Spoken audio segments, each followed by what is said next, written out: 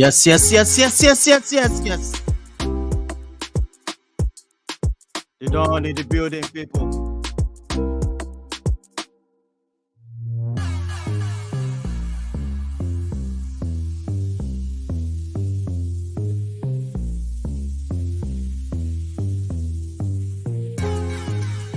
Yes, full house. Let's do this. ISTV back again. Monday Sport Review Show. I'm talking about Game 15. Get ready. All right. Back again with this video. ISTV back again. They don't need the building. I'm feeling it. All right, my goodness. Welcoming everybody onto this show. Smash the like on the video. This is one ISTV. We are back again on Monday Sport Review Show. How was your weekend, people?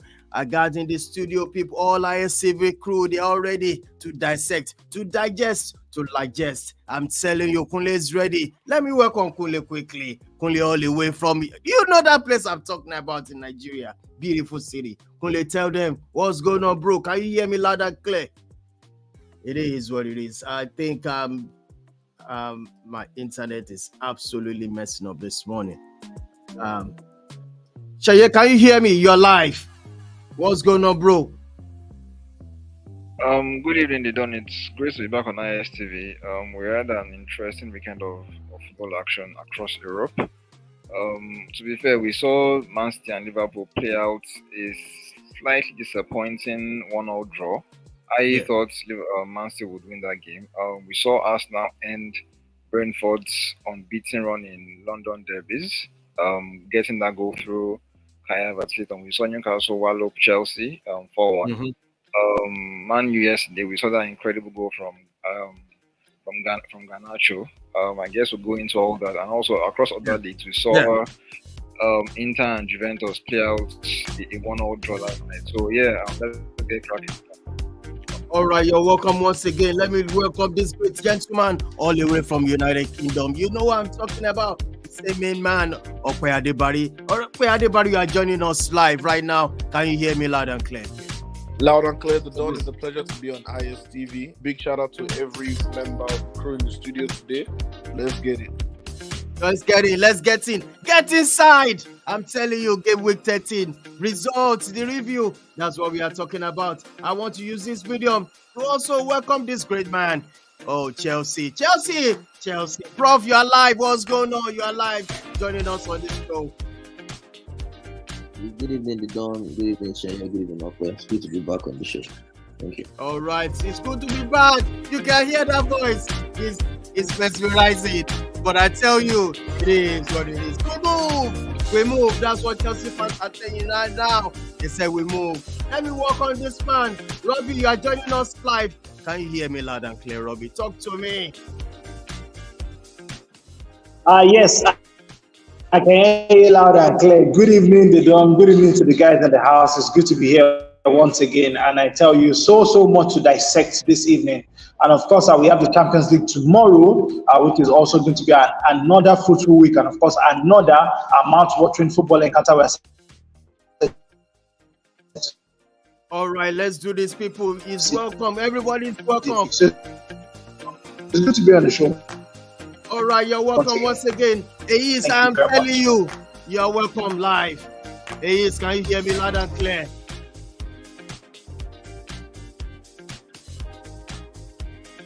Ayis, can you hear me loud and clear? I think the network there is crazy.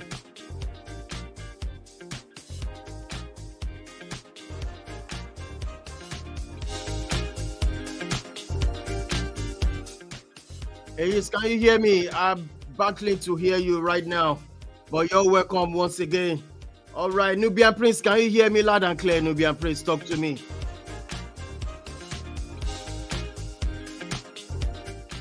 Yes, Nubian Prince, can you hear me loud and clear? I think I lost Nubian Prince there. Nubian Prince, jump out and jump in again. Kunle, jump out and jump in again. Let's get straight into the business. I don't know what's wrong with the network right now. Ife in the mud, everywhere is in the mud. That club is also in the mud. You know, with the blue side.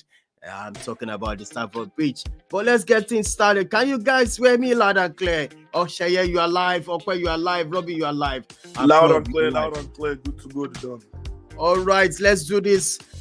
Quick one, the paper talk for today. I'm going to welcome this guy all the way from Canada. Is going to tell us more about Venerable Terry, who died at the age of 80. We're going to talk about that. That's it for my England manager. Sometimes ago, I'll tell you, blessed memory, rest in peace. Bless in peace, Terry Venables. Also, we're looking at Bellingham breaks scoring record at Real Madrid, returning Real Madrid back to the top of the league of La Liga.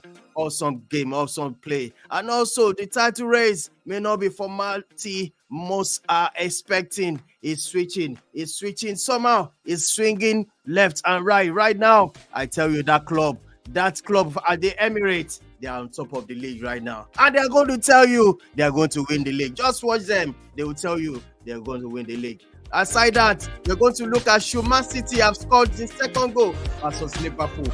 It's a pity I don't have any Liverpool fan here. I'm talking about Ira. It's not joining us tonight, but I'm telling you, it's going to tell you, yes, that goal should have counted. I'm telling you, but we're going to dissect into it. All right, let's get things started. All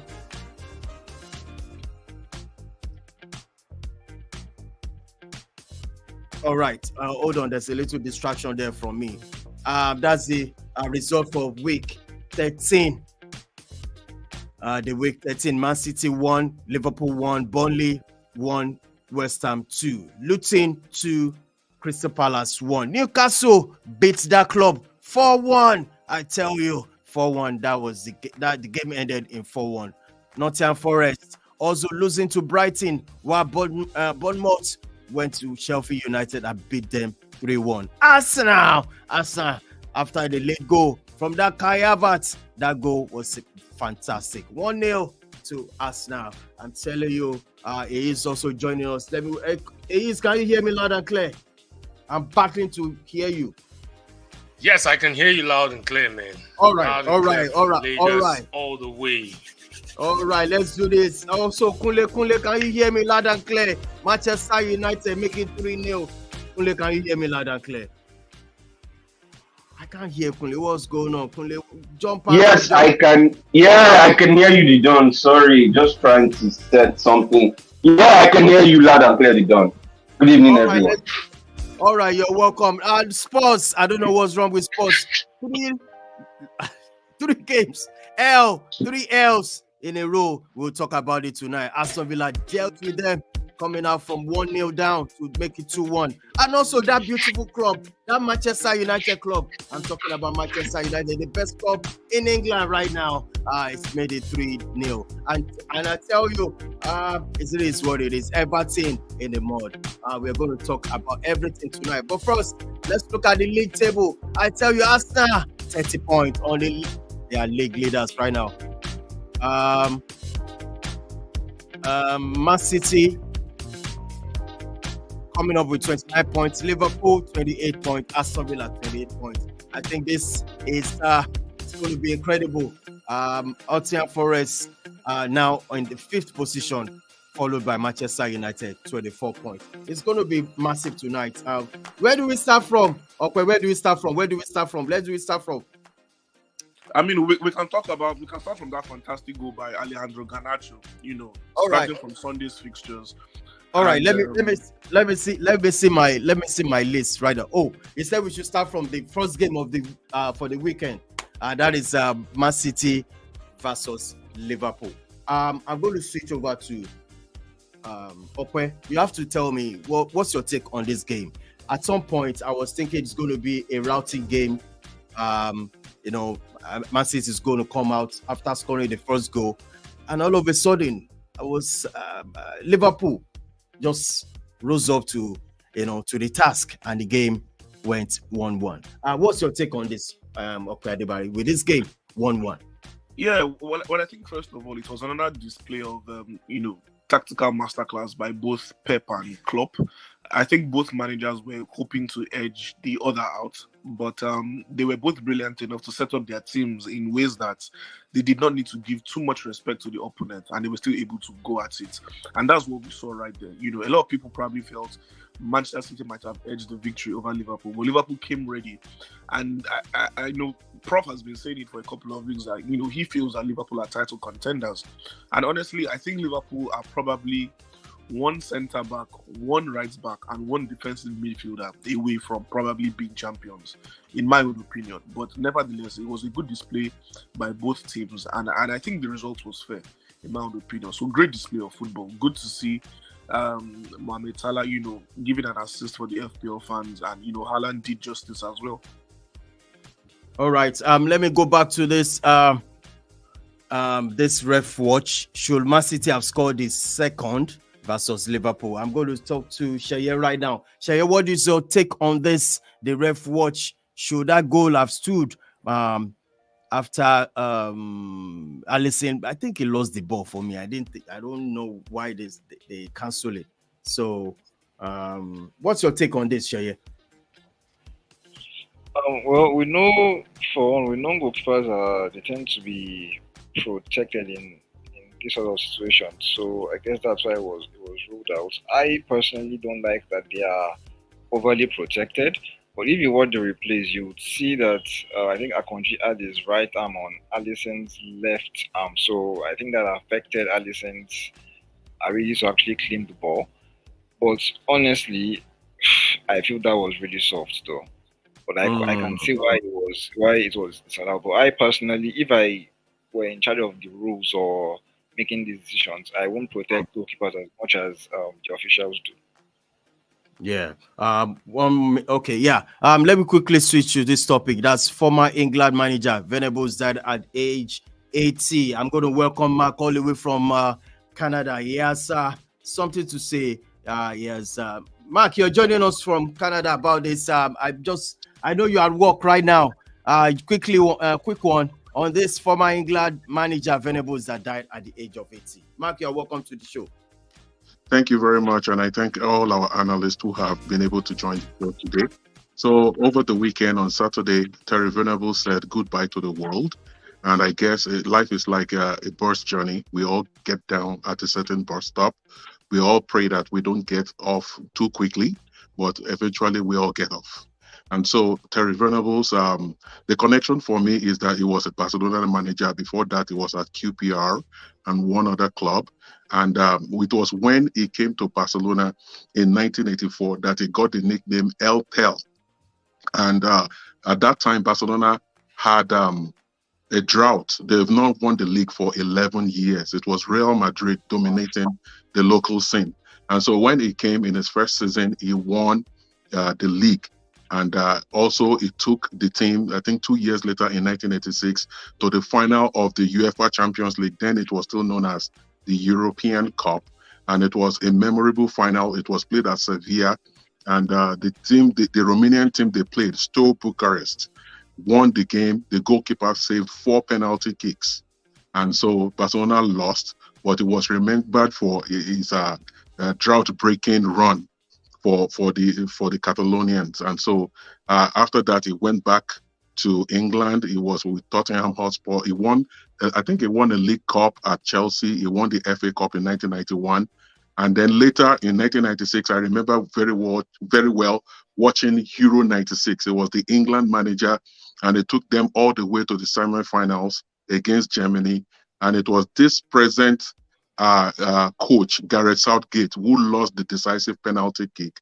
And so England could not win that tournament on home soil. So all in all, he was a great manager. He came to Barcelona on the recommendation of Bobby Robson, who himself died in 2009 and later managed Barcelona, I think, between 1996 and 97. So it was great. He's well remembered. Gary Lineker and all other greats from England have been saying a lot about him, and he will be very sorely missed. Massive one. Mark, thank you so much for joining us quickly from work. I really appreciate this one about former England manager Venables. I didn't know you coached Barcelona. I didn't know. Wow, that's a massive one. And he did very well. Yeah, he did very well. Wow. And I posted something on the group, the WhatsApp group, saying that Terry Venables was raised by 2 club staff, and then there was somebody to the left. Who's that person? That person is the world famous Pep Guardiola. He was 15 then. So he was, as a Barcelona member, he was always attending games, and that was him. So it was just a memorable throwback that I wanted everyone to see. My goodness. Massive one, big up, bro. Mark, really appreciate this. Thanks for joining us for this. I just want to add something on Terry or about Venables. Although I don't really know much about him but I was just getting to hear from someone that he was in consideration to be the Super Eagles manager in the 1990s. I don't know, but I was hearing that from someone. But maybe, the NFF was called the NFA, but maybe they didn't have the financial wherewithal to employ him or something. But there was actually consideration in getting him to become the Super Eagles manager in the 80s, from what someone told me, just to add a little bit of flesh to what Mark said. All right, thank you so much. Moving on to this one. I'm going to switch over to title. Let me read this. Title race may not be formality most I expecting, and who I'm going to call upon to talk about this. Robbie, can you hear me loud and clear? Yes, I can hear you loud and clear. And I think it's just an amazing thing to talk about this particular one. For the title, I think it's going to be a very, very fierce one. It's going to be a fierce one precisely because right now you have Liverpool who are back in the mix, and this is one thing that you really don't get to see as it is, because everybody is more or less touting Arsenal to be the main protagonist against Manchester City. But you have Liverpool back in the mix. They ended City's 23 consecutive home wins. They ended that run last week. And of course, we saw that beautiful goal scored by Trent Alexander-Arnold. But for what it is right now, looking at how close the league table is, you have Arsenal in first position. They are just 1 point above Manchester City. So it tells you how very, very fierce and how very close the league is going to be. And we have seen these 3 sides lose games this season. So I don't think it's going to be a walk in the park for any one of them. And of course, any one of them that loses important games or loses games to smaller side may get to regret those losses at the end of the season. So for this title charge as it is right now, I think it's going to be a very, very tough one at the end of the season. All right, thank you so much. Thank you so much on that. Let's move on to the next discussion. There's the Man City versus Liverpool match starts. We've actually spoken about that. Let's move on to this one. That's Manchester United went all the way to the Goodison Park and make it 3-0. Kunle, can you hear me, Kunle? Yes, I can be done. Yeah. Kunle, imagine yes. 3-0. 3-0. I don't understand. But we're supposed to beat Everton before now, even though. But some people, they talk some kind of say I understand, but it still doesn't mean that Manchester United cannot go to Goodison Park and win. They've done that. Let me start from this. Okay. Garnacho. Yeah. What is your take? And I'm going to ask Prof. I'm going to call later. What do you feel about that goal? Do you agree that's the best goal of the season? Rob is so smiley. I beg. I don't. Well, so far, yes, we can say it's the best goal of the season, but you can't say it is going to be the goal of the season because it's only, I think, is it 13 games played, or is it 12 or 13 games played? We still have about 13 games played. You have about 25 more games to go. 25 more games left to go. Thank you very much. So I am very sure another beautiful goal is going to come from someone.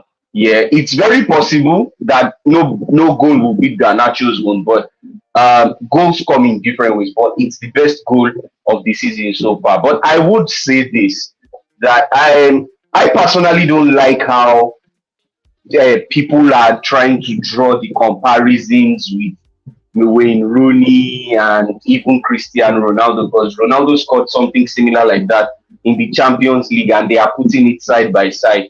I think for me, it's not necessary.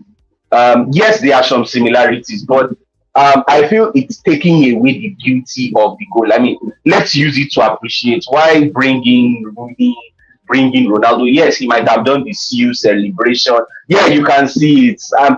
I feel, I'm sorry, but I feel bringing in the Rooney comparison and all, just, I mean, we should really appreciate it. And there's just, I personally don't think there's any need for that comparison yet. Not taking anything away from Rooney, because some people are now like, oh, which one was better between Rooney's own or the one Ronaldo did in Madrid? It's not, all of that is not necessary to me. I mean, let's just appreciate the goal. That was a well worked goal, and that's it. So that's what I do.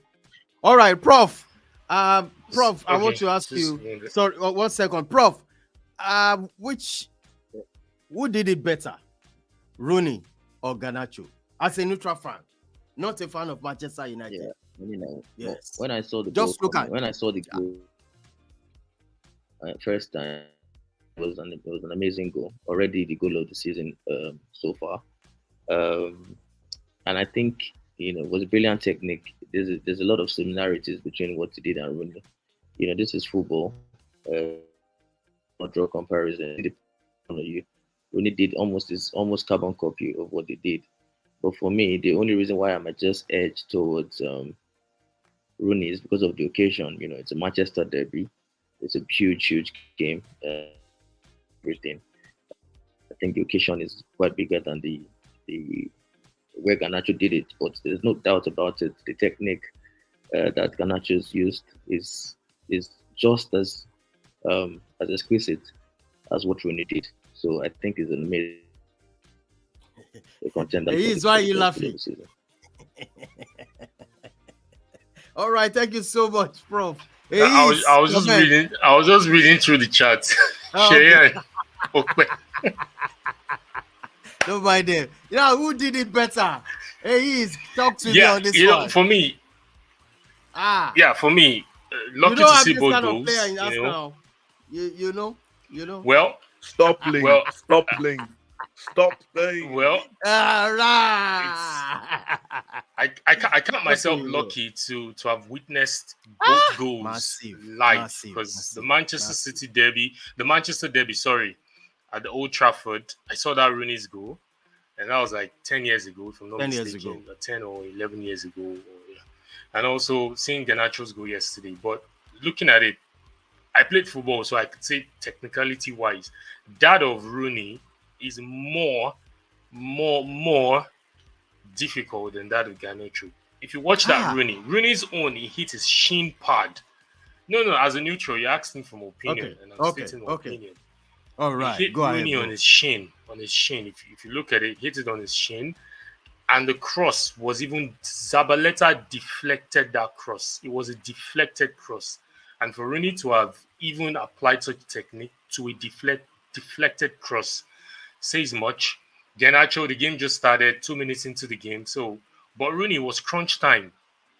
Magnitude, like Prof said, the game, Manchester Derby, a lot of things was at stake, and for Rooney to have pulled that off, such timing, and that was the winning goal also. So I would tilt towards Rooney in my opinion. All right, you will tilt towards Rooney. Okay, I'm going to ask you as well. Love this goal, right?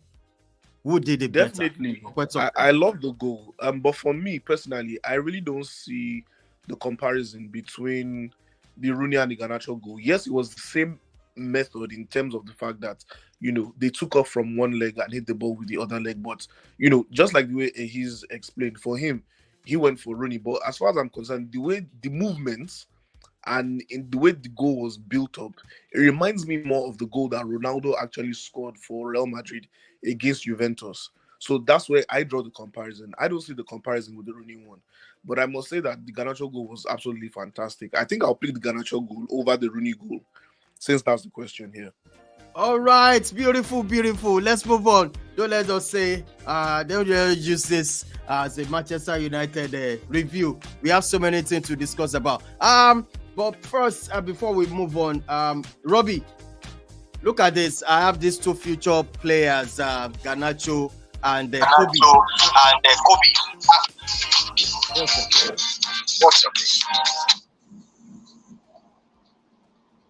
What's your take on these two players? Garnacho and Maino. Well, I think for both of them, they are amazing players. I saw Maino play yesterday, and he was just solid in defense. If Everton had gotten a goal yesterday, it could have more or less been maybe due to his sluggishness, but he was alert and he was awake to the threat. And of course, he cleared that ball off the line, and hence United were able to keep a clean sheet. And another interesting fact is the fact that for United, I think goalkeeper Andre Onana is leading the goalkeepers when it comes to the race for the Golden Glove, because he has 5 clean sheets, and his nearest competitor has 4 clean sheets. So I think all the sticks for Andre Onana are more or less. He said. Is it not tied? So I think. Is it not tied? No, it's not tied. Andre Onana has 5. His nearest competitor has 4.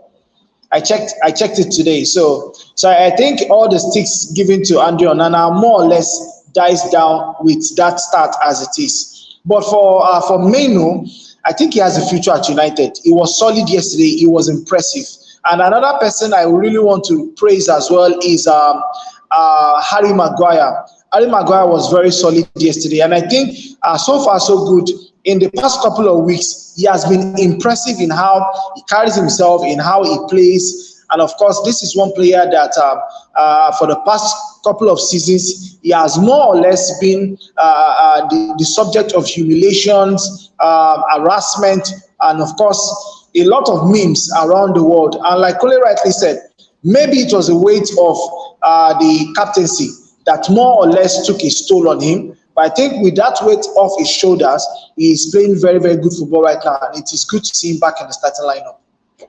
All right, let's move on straight up. Arsenal. Yes. This guy is back. Am I right? He is. Kai Havertz is back. On Brentford versus Arsenal, we have got a shot at goal 3. At least Arsenal dominated the game. Towards the end, this guy brought the magic, Kai Havertz. The reason why they signed him, how much dollars? 65 million dollars or pounds? 65. 65. This guy justified it. I mean, fantastic goal. And is give us the review of this game, please. Well, we all knew it was going to be a difficult game because Brentford, their style of play, and having to play those low blocks and wanting to hit on the counter. At the time, I was scared because I felt like it was going to be another day where Arsenal was going to do the bonanza thing, giving the opponent free goal with that error we saw in Ramsdale in 2 different occasions. And I'm like, what the heck? A lot of people say because he has not been featured or because he has not been playing regularly, that was what has led to the shot in confidence. But I would like to argue, or I would like to not accept that narrative, because regardless, whether you're on the bench, whether you start, you must always be in top shape to keep the team going and keep the team ticking and helping the team out. Good for Arsenal that they didn't concede through those 2 errors and they were able to stick in the game. It was difficult, and I've really felt for Arsenal in the past 13 games. I think the only team that has played attacking football against Arsenal is maybe Man City and Chelsea, and the other 11 games has been against low blocks, which at every time Saka gets the ball, you have 2 or 3 players all around him, even Martinelli. So, and a lot of people have said that a lot of people have chastised Arsenal, comparing us to last season, the way we started, straight out of the blocks, dismantling teams. Maybe Arteta is trying to use another approach this season which is controlling games. Yes, and you can see in the games we played this season, we've controlled games better and given scraps to the opponent. And I think that was what they did. Control the game massively, and a bit of opportunities here and there to have, scored. The goal that was chalked up offside, Gabriel Jesus should be putting that into the net, but we can say he just flew back from the qualifiers from Brazil. Maybe his legs are still jaded, still not up in shape, coming back from the injury. And as you can see, it was a difficult game. Brentford really made it difficult. And looking at their stats, they've not lost at that stadium in 20-something games, if I'm not mistaken.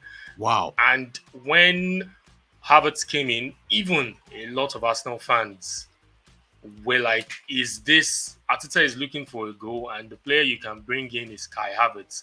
And I think it was written in the stats that day that it was just all going to fall in line for Havertz. He was there to nick in that goal. If you see that build up to that goal, reminiscent of how we equalized against Chelsea, when Chelsea, decided to take their foot off the gas and decided to play defensive, still that forming those low blocks as well towards the dying embers of that game.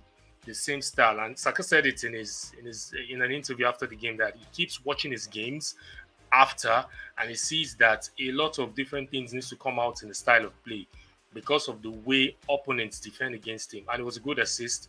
I'm happy 3 points because if we had dropped points, possibly might have given Man City and Liverpool that drew earlier an edge despite dropping points. But it was a good one for Arsenal, and we kick on from here. All right, Okwe, if you look at the table right now, Arsenal on top of the league. Do you think you can say Arsenal all the way to be the champions next year? Definitely not. I would be a joker if I said that. I mean, really, especially talk judging to me, from bro. last season. Yeah. I mean, on ISTV, I think I can confidently say I had the biggest meltdown in the history of ISTV last season. So I'm definitely not going to put all my eggs in one basket. I'm going to keep watching. He's mentioned something. A lot of Arsenal fans felt you need a goal while you bringing on Kai Havertz, and I think that game was just made for him. But then again, I can see him growing in confidence in every game, but he needs to do better. He still needs to do better. I think those finishing touches in the final third, he needs to do better. But honestly, I can see the efforts in the games building up. And I think generally the team has stepped up. Yes, it hasn't been smooth this season, but they've been grinding out the victories. So I'm thankful for that. But hopefully they can get a bit of juice back in the style of play. Sign one more midfielder in January. And maybe this time, maybe they can nip it in the bud. Wow. Another midfielder. Wow. All right. You mean in January, right? Another midfielder for us. Definitely has to be January. I don't want to turn this into an Arsenal show, but I don't think that's Arsenal's problem right now. I think majorly maybe not, but I personally think that they need to sign one more. The reason Arsenal is far away from what they were last season, the integral player in Partey. Partey in that midfield. Partey have not even played. I can count the number of games Partey have played this season. Is it 2 or 3? And the cameo or the 2. So missing Partey in that team is integral to whatever plan Arteta has. And you see, whenever Partey plays, is integral in transiting the ball from the midfield to the attack.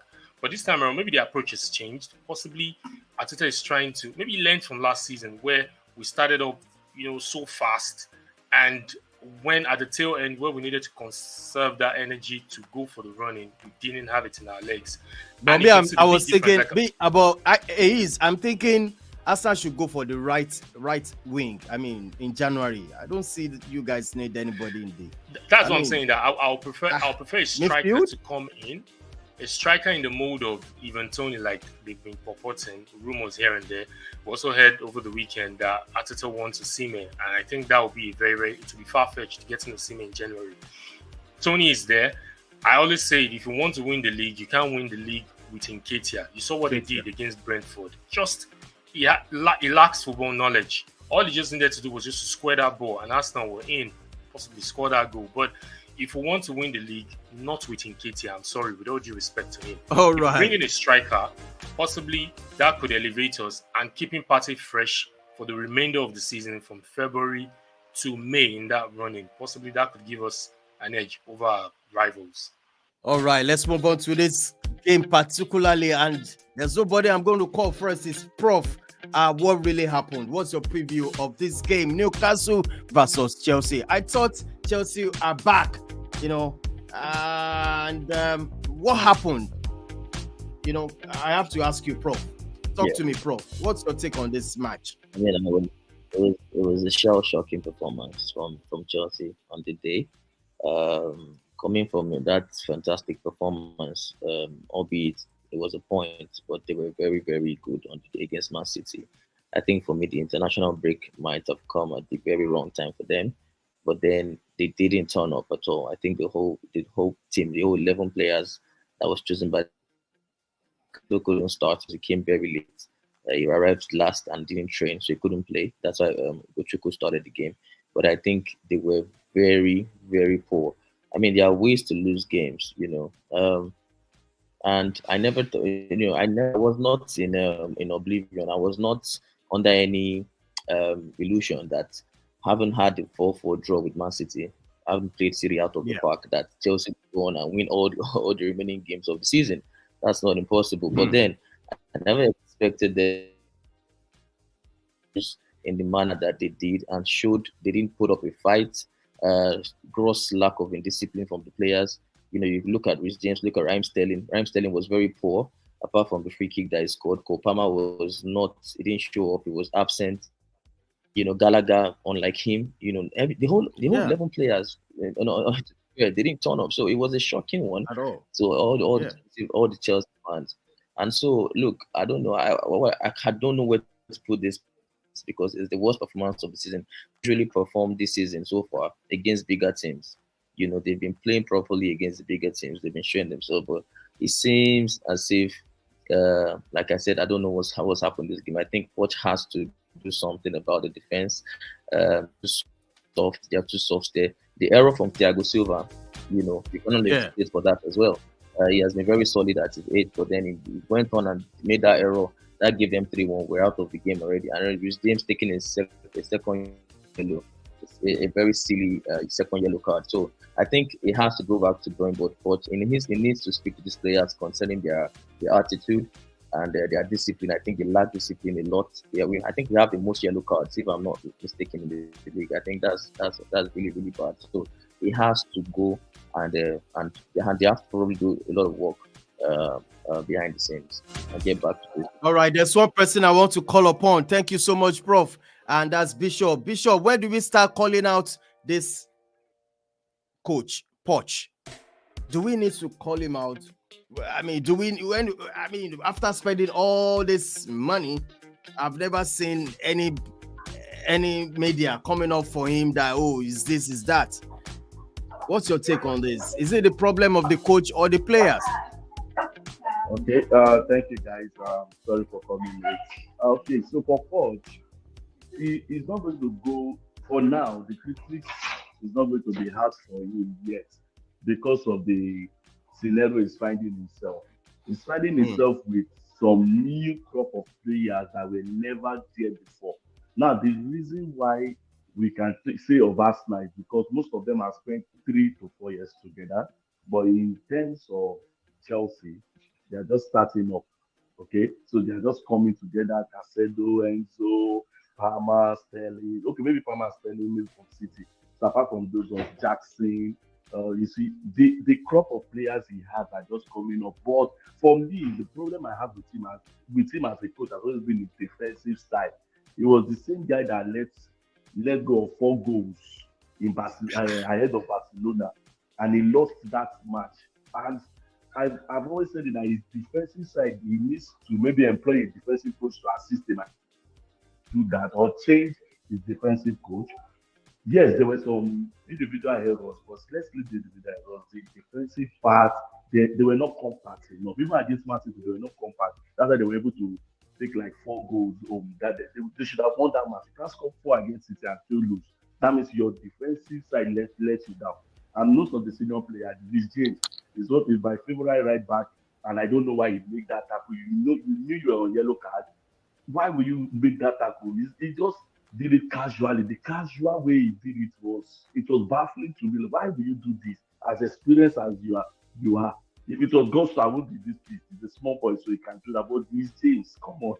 So for now, the critics are not out for him because his crop of players, they are just getting started. They are just getting to know each other for now. They are just getting compared for now. All So right. that's why All right. the journalist is not out for him like that. All right. So, Thank you, Bishop, on this. Ace, do you agree that it's just Ace, do you agree with this? With this fact Well, that we should give him time? They are just meeting. But me, I don't see any tactics yet. I don't see anything yet. I don't see the spark. I don't see what he's trying to do. But they said we should just allow him to go. I mean, do you agree with that, Ace? No, I don't. It's good to have Bishop on the program, because on the show rather, Bishop always calling Arsenal. Big one, man. I'm not gonna agree to what Bishop said, really, because if you look at it, the manager needs to take the blame either way. I heard Prof talking about Caicedo from qualifiers coming from South America, couldn't start, and Joelinton and Gomares also went to the qualifiers, and you can see on that day they were up for the game. Maybe, I don't know, maybe Chelsea players felt when we've drawn, my opinion though, I may be wrong, maybe Chelsea players felt, oh, we drew the treble winners, who's going to come, who's next, we're going to take you on. And if you look at that game, Newcastle were up for it right from the start. Maybe because they were at home, possibly that could have been an added advantage, but looking at the body language, looking at the style of play, Newcastle were up for it. That didn't stop Chelsea. Chelsea had chances. They had chances, to say, from Nick Pope. Maybe that could have put them 2-1 ahead and changed the dynamics of the game. But looking at that game, Chelsea didn't look as if they were up for it. Reece James being the captain, you were leader. The first yellow card was silly.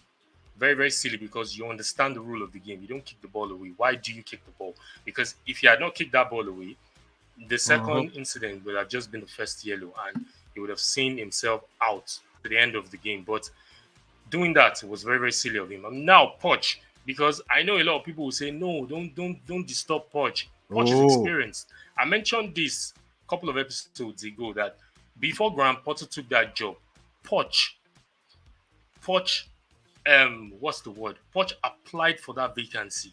He applied for the job to be a Chelsea manager.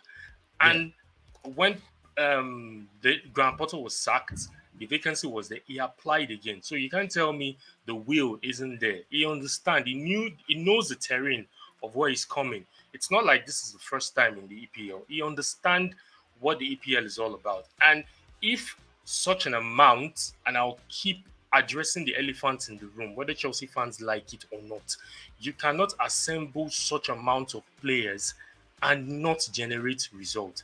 Like I always say, 21st century definition of leadership is generating results. So Poch, being a manager, being a leader in that team, you must generate results, whether you like it or yes, regardless of the dynamics. Somebody's putting pressure on you. The pressure is not even on them to say they want to go and contest or contend for the title. The European sport, maybe Europa or Champions League, is what we are benchmarking to be a success for Poch. And anything short of that is a failure. Wolves winning tonight against Fulham will see Chelsea dropping into the second part of the table in the EPL. And that is not good enough. Not good enough. So pressure needs to be put on Poch. All right, Sheye, do you have any contrary opinion? That's your team, Chelsea. I'm calling on you, Sheye. Talk to me. Just to clarify on what AE said, or on what Prof said, or on what Bishop said.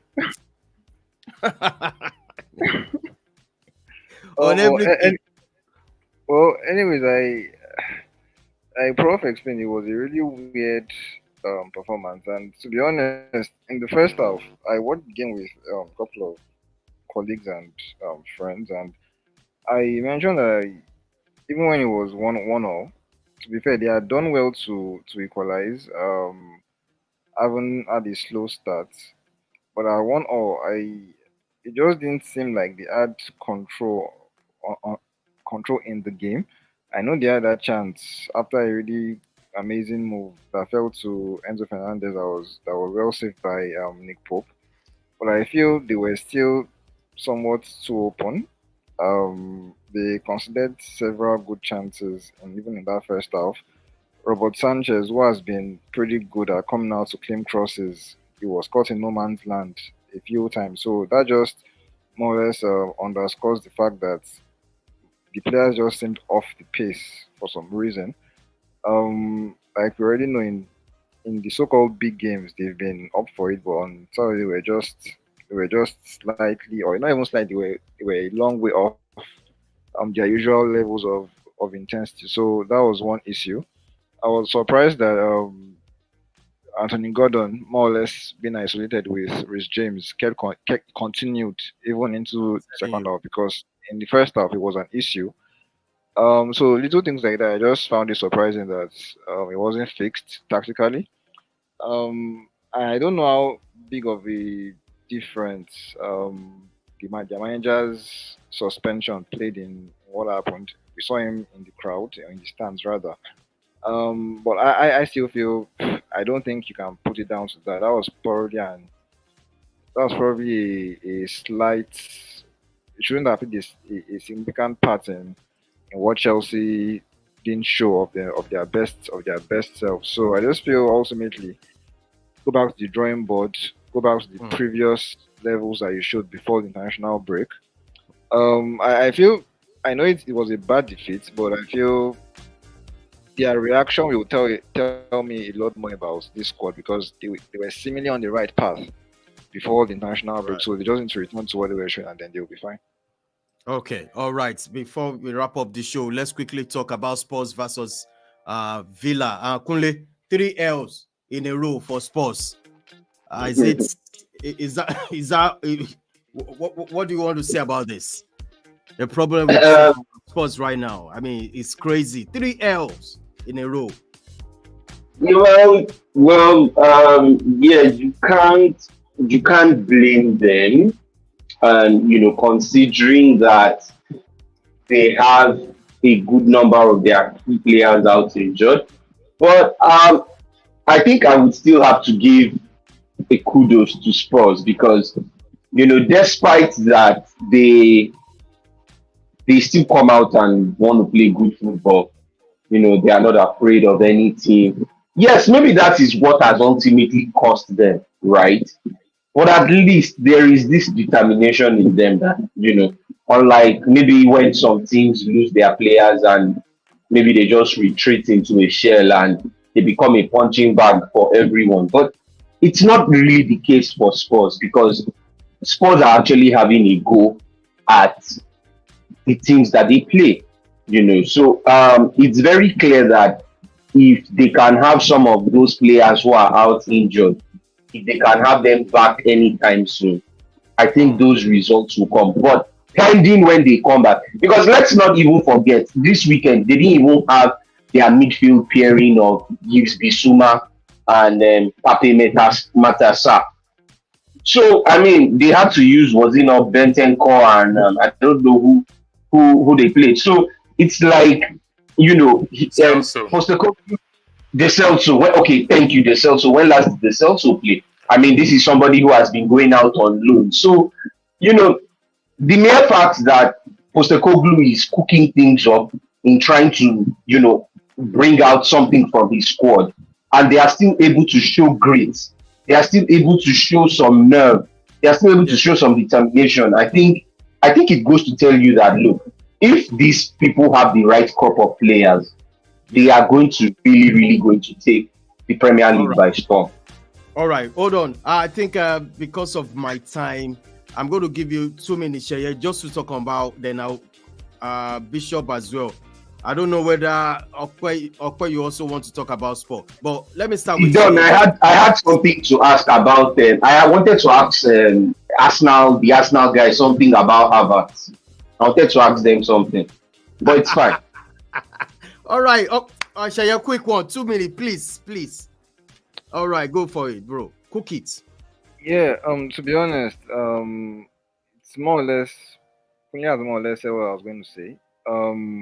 you can't play down Spurs' injury issues. I saw he's laughing when Kune was talking, and the truth is, Spurs, it might bring up Arsenal and some fans, some people giving Arsenal stick last season, but the truth is, Arsenal and Spurs have different targets this season, and that's the truth. Madison, Van der Ven, Romero, they are all key to what Spurs are doing. And to be fair, Romero is suspended, not injured, so he'll be back in I think another 1 or 2 games. But you can't play down the level of their injuries. Like Only explained, they didn't even start with their first choice central midfield pairing. And then even Bentancur, who just returned from a serious injury this season, he was tackled in that first half, had to go off. They had to rejig again.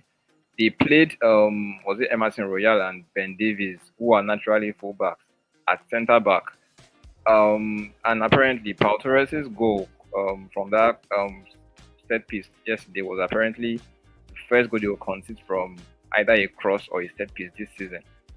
So it shows that with their first choice pairing at the back, they've been largely solid from those situations. So I just feel their coach has had to face several issues in the last couple of weeks.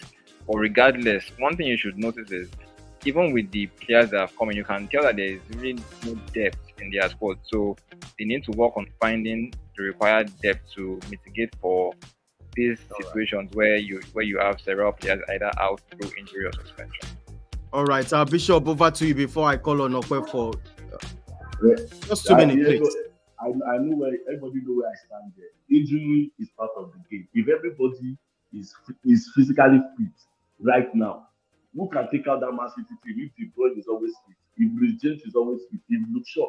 When it comes to injury, when it comes to Man U, everybody laugh. When it comes to Man U, we were missing all the 4 defenders, the first 2 defenders. Even he is still laughing. People were laughing at all. Now, it comes to Newcastle, it comes to Spurs, there's excuses that these people are not well, they are not. Injury is part of the game. Suspension is part of the game. Everything is part of the game. That is why you have the off season to rejiggle your squad. January is coming, rejiggle your squad. Nobody should come and give excuses. The Newcastle, they gave excuses last week. This week they won. They won 2 players enter the team. Only 2 players enter the team and they won just before 1. Nobody is talking. If they have lost, we would have come back to injury. But now nobody is talking. If the team is losing, we always find a way to just put it in. But if it's Man U, everybody can laugh. Yeah, everybody. He is still laughing. All right, Okwe, over to you. Chip in quickly.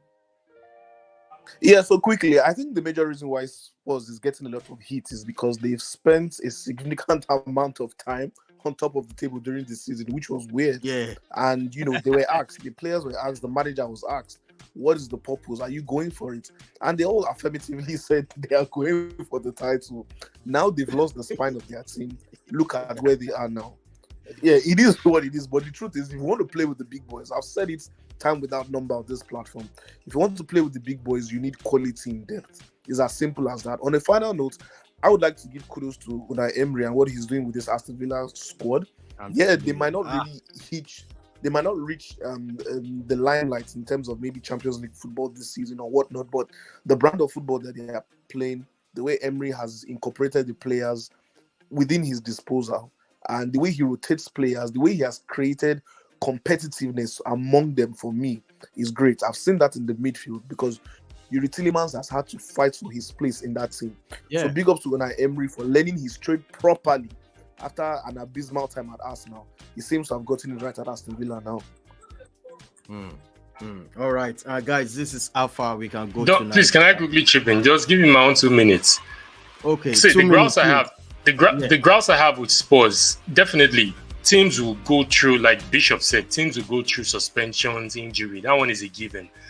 It's a given. You would have to handle it as a manager. My grouse is with the style of play. Yes, I understand the positivity. Let's give it a go.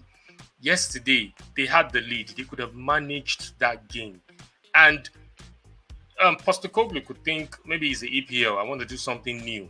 The EPL will humble you. Regardless of however you want to take it, the EPL will humble you. And what I'm just educating or employing if you can hear me, or if any of the sports management can hear me, is you cannot run 100 kilometers per hour for entire 90 minutes.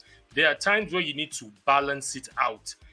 And a typical example, the Wolves game, you had it locked, 90 minutes, just 6 minutes to go. And you bottled it just because with your adamant style of, yes, I'm going to give it a go. I'm going to go all attacking. Yesterday, another typical example, you were home. You were on the ascendant. Look at the stats. Come on, for Christ's sake. They dominated Aston Villa from start to finish.